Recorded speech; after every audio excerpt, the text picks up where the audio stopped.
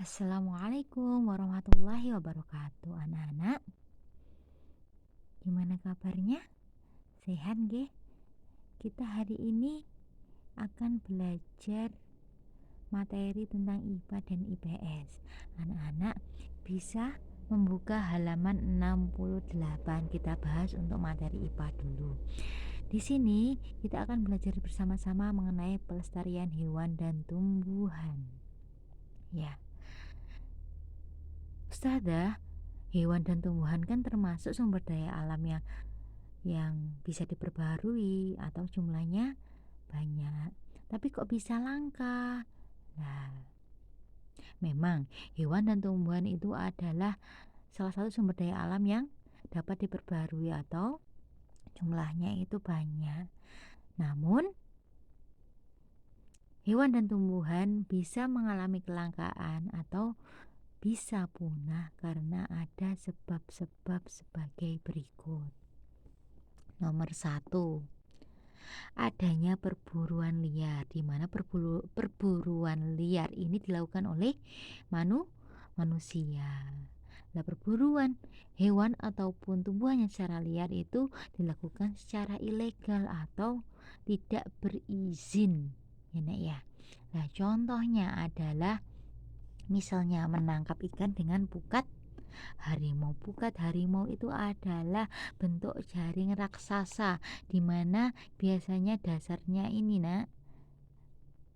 bisa menyentuh terumbu karang, sehingga nanti jika menggunakan jaring raksasa ini nanti akan menjaring semua jenis ikan, baik itu yang besar maupun yang kecil. Padahal yang kecil ini adalah apa Nak? Ini adalah ikan-ikan yang bisa di dilestarikan lagi di laut dan nanti bisa diambil kembali waktu ikannya sudah besar. Kemudian terumbu-terumbu karang yang ada di dasar laut juga ikut terkena dampaknya. Ya, bisa rusak karena pukat harimau ini, seperti itu. Terus yang kedua, penebangan hutan secara liar. Penebangan hutan secara liar ini mengakibatkan hutan menjadi gundul, sehingga banyak sekali bencana-bencana alam yang diakibatkan oleh hutan yang gundul, contoh banjir, tanah longsor, seperti itu. Serta dengan hilangnya pohon atau menebang hutan secara liar, hewan-hewan yang hidup di dalam hutan itu akan kehilangan tempat tinggalnya, sehingga ada berita beberapa kawanan gajah yang muncul di pemukiman warga. Itu adalah contoh dari hewan yang kehilangan tempat tinggalnya, sehingga mereka mencari tempat tinggal lain, seperti itu. Yang ketiga, pembangunan penginapan atau villa-villa di daerah pegunungan. Pegunungan itu identik dengan banyak pohon. Nah, jika hutan itu ditebang untuk pemukiman atau untuk penginapan villa-villa, itu akan juga mengurangi populasi hewan dan tumbuhan. Yang keempat, ada yang namanya sistem pertanian berpindah-pindah. Kita tahu sendiri bahwa sebagian besar wilayah Indonesia itu adalah hutan. Nah, pertanian ini juga harus sistem pertanian ini jika dilakukan berpindah-pindah juga harus menghilangkan yang atau membuat hutan itu hilang atau lahan terbuka. Hutan itu akan ditebang sehingga lahannya itu akan dijadikan pertanian. Nah, itu akan merusak ekosistem hutan, seperti itu. Yang kelima, pembakaran hutan. Kebanyakan fenomena alam di Indonesia itu terjadi pembakaran hutan, itu alasannya apa? Untuk membuka lahan. Lahannya akan dialihfungsikan sebagai apa? Biasanya perkebunan. Paling banyak di Kalimantan perkebunan apa Nak? Kelapa sawit yang nantinya akan digunakan sebagai bahan baku untuk minyak goreng. Nah, itu adalah biasanya. Kenapa kok dibakar Ustazah?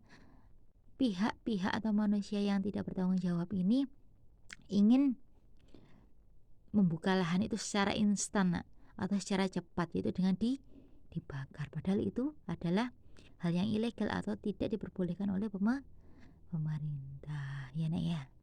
Kemudian yang keenam, siklus perkembangbiakan hewan dan tumbuhan yang lama. Contoh, gajah.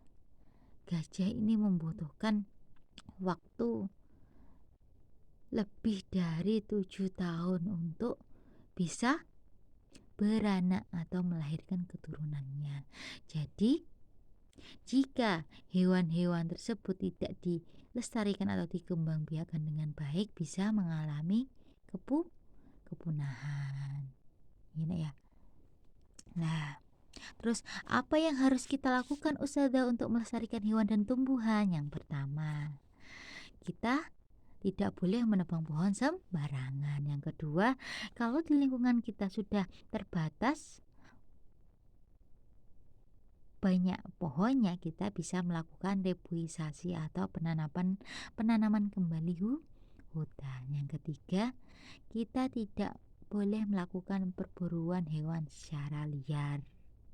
Yang keempat, jika kita menemukan hewan yang mengalami kepunahan, kita bisa melakukan penangkaran hewan. Kemudian, kita bisa menghukum pelaku perburuan liar dan orang-orang yang melakukan penebangan liar. Itu adalah beberapa langkah yang bisa kita lakukan untuk melestarikan hewan dan tumbuhan. Selain kita yang bertanggung jawab untuk melestarikan hewan dan tumbuhan, pemerintah juga bertanggung jawab dengan cara sebagai berikut. Ada yang namanya pelestarian in situ dan pelestarian ex situ. Bagaimana cara pemerintah Ustazah untuk melestarikan hewan dan tumbuhan? Pemerintah itu nantinya akan memberikan suatu fasilitas dan dana untuk membangun suatu pelestarian. Ada yang namanya pelestarian in situ dan ex situ. In situ itu adalah pelestarian yang dilakukan di habitat atau di tempat tinggal hewan aslinya. Kalau seumpama contoh hewan harimau Sumatera, maka karena letaknya di Sumatera, pelestariannya juga harus berada di Sumatera. Itu namanya pelestarian in situ, ya Nak ya. Contoh, Taman Nasional Ujung Kulon berada di Banten. Ada juga Taman Nasional Gunung Gede Pangrango ada di Jawa Barat. Itu adalah contoh pelestarian in situ. Kemudian ada pelestarian ex situ. Itu adalah pelestarian yang dilakukan di luar habitat atau di luar tempat tinggal asli hewan atau tumbuhan tersebut. Dikarenakan apa? Biasanya hewan atau tumbuhan ini kehilangan habitat atau kehilangan tempat tinggalnya sehingga dipindahkan ke tempat tinggal yang baru untuk hewan atau tumbuhan tersebut. Untuk apa Nak? Untuk direhabilitasi atau melakukan pemulihan dan dikembangbiakan supaya jumlahnya lebih banyak. Contohnya dari pelestarian ex situ di Indonesia adalah contoh Kebun Raya Bogor, Jawa Barat.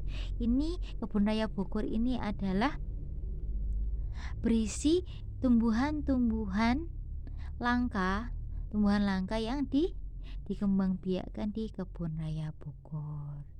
Seperti itu. Ada Taman Safari Indonesia. Ini berupa apa Nak?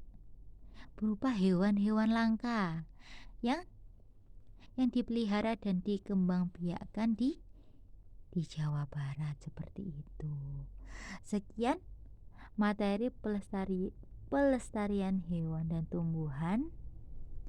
Anak-anak bisa menggarisbawahi materi-materi yang penting ya Nak, supaya nanti mudah untuk dipelajari kembali. Sekian dari Ustazah.